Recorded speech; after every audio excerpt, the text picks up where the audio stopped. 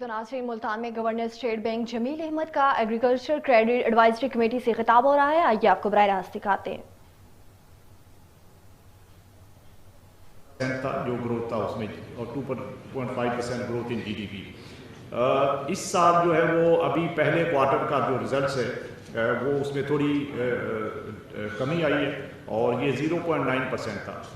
لیکن بہت ہی اہم نقطہ اس میں یہ ہے کہ جب ہم اس کی ڈیٹیلز میں جاتے ہیں تو ہمیں پتہ چلتا ہے کہ ایگریکلچر کا رول کتنا اہم ہے اس گروتھ کے اندر. کیونکہ پچھلے سال جو پہلا کوارٹر تھا اس میں زرعی شعبے کا جو کنٹریبیوشن ہے وہ 8.1% تھا. 8.1% پہلے کوارٹر میں GDP میں گروتھ میں زرعی شعبے کا حصہ تھا. اس سال کا جو پہلا کوارٹر ہے ستمبر میں جو اینڈ ہوا ہے ستمبر 2024 میں، تو اس میں GDP کا گروتھ کم ہو کے صرف 1.2% رہ گیا. تو 8.1% سے کم ہو کے 2.1% پہ آنا یہ اور اسی کی وجہ سے اوور آل گروتھ جو ہے وہ اس میں ڈکلائن آیا. تو اب آج کے لیے ہمارا جو ڈسکشن کا سبجیکٹ ہے اس میں ہم نے یہ دیکھنا ہے کہ کیا وجوہات ہوئی جس کی وجہ سے یہ کمی آئی اور اس میں بینکنگ سیکٹر کا کیا رول ہو سکتا ہے. اگر کوئی کریڈٹ سے ریلیٹڈ کوئی مسئلے ہیں تو اس میں بینکنگ سیکٹر اپنا رول پلے کرے گا، اور اگر دوسرے کوئی ٹیکنیکل سائڈ کے ایشوز ہیں تو پروونشل گورنمنٹس کے ہمارے نمائندے ہیں تو وہ اپنی طرف سے اس پہ بات کریں گے. تو ہمیں لیکن اینڈ رزلٹ یہ ہونا چاہیے کہ ہم اپنے رسپیکٹو ایریاز کے اندر جو ان ایشوز کے اوپر کام کرنے کی ضرورت ہے وہ کریں اور اس کے نتیجے میں ہم اس میں مزید ترقی لے کے آئیں.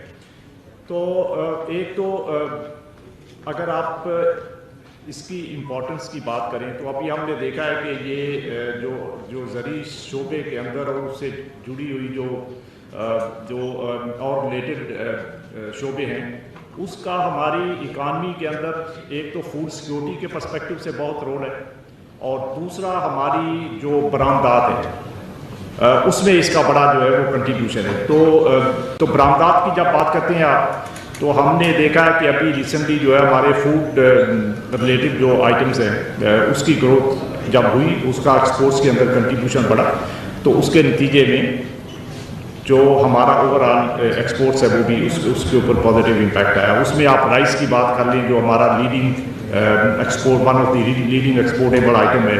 پھر اس میں ریسنٹلی ہم نے شوگر بھی امپورٹ کی ہے اور اچھا خاصا اماؤنٹ $300-400 ملین ہمارا شوگر سے جو ہے وہ زر مبادلہ اس میں آیا. اس کے علاوہ سبزیاں، فروٹ اور دوسرے جو اجناس ہیں ان کی ایکسپورٹ سے ہمیں کافی زر مبادلہ حاصل ہوا ہے. تو اس لیے میں سمجھتا ہوں کہ ہمیں اس کے اوپر خاص کر توجہ دینی ہے، کیونکہ زراعت کا اوور آل کنٹریبیوشن ہماری معیشت میں 23% ہے، اور اس کنٹریبیوشن کو دیکھتے ہوئے ہم نے جو بھی ایکشنز ریکوائرڈ ہیں وہ کرنے اور اس کے نتیجے میں ان مسائل کو جو ہے وہ حل کرنا ہے.